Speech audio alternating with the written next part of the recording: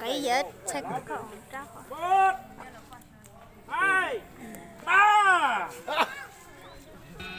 ơi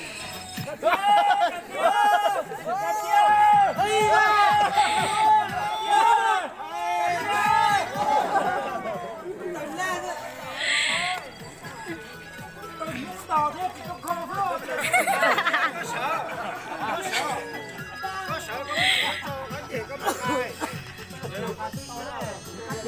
nó cho tiền, nó cho xe nó là nó đông nổi tao được tới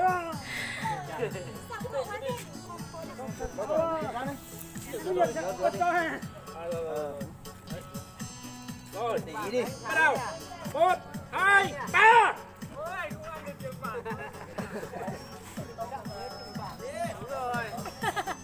Shit ơi cho tao bạc lên đi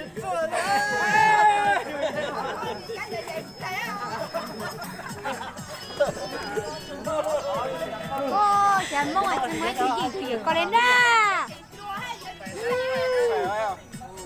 Ui.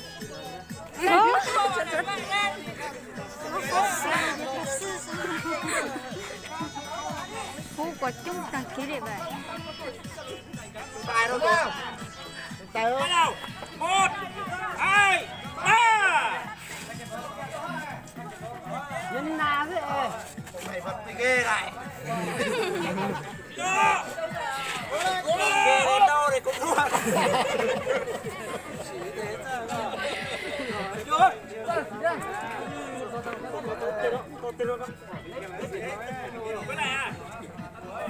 Mày thử như tôi dỗ tay mày mà lau nhà cha. Mình cho những chất sốt ta mình ấy được sao à? 1 2 3 Dỗ đi. 1 2 3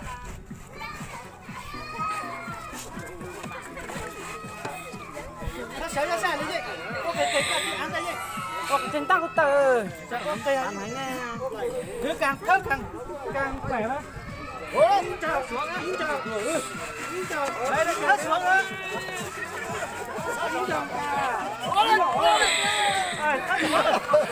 Cô ấy tăng tràng hai người đó. Cô là cô. Con đây dân đúng lắm. Tinh hả? Có cái lăng đó mà. Mấy cái nữa.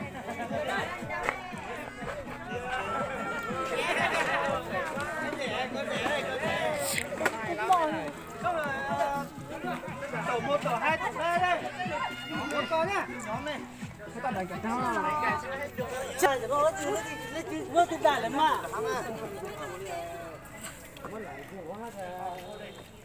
Vâng. Tay. Tay. Ra. Nào. Đi. Ô. Phê.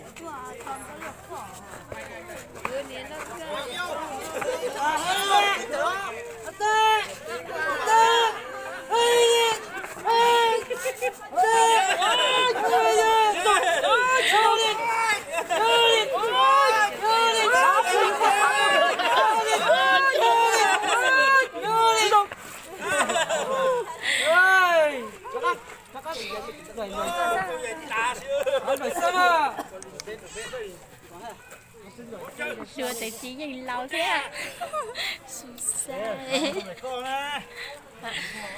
Trời mất thả. Thôi. Đấy, nó sang à?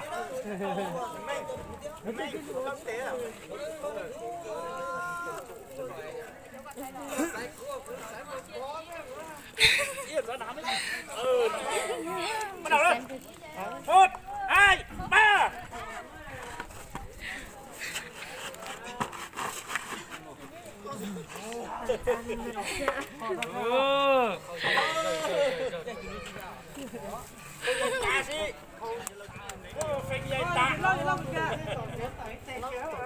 Được rồi.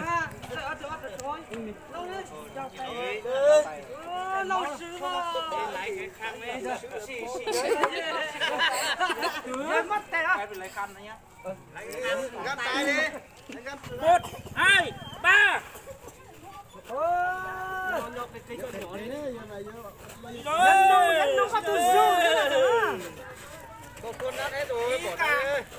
cây gió có sắc cứ phải thế nào.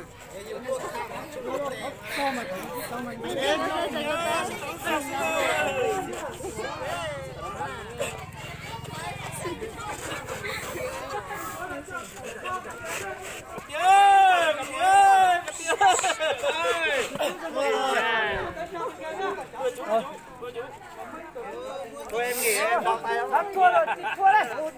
Thua rồi, lắc tiếng rồi nhỉ? Lắc tiếng hả? Còn trâu rảnh lắc tới dưới lắc tiếng. Bây giờ anh em thằng chậm này. Thôi anh. Nghỉ rồi. Kia hả? Chúng ta. Đâu rồi? Nào chuẩn bị đây. 1, 2, 3. Không, bây giờ em đang thắng, anh phải thắng, anh kia rồi mới đẩy với em được. Chơi phải sòng phẳng như thế. Sao nó to? 1, 3. Đâu? 1, 2, 3. Cái chân kia đừng có quỳ xuống, không được đâu. Con chỉ lúc nhảy gì đâu. Ôi, đẹp rồi nè.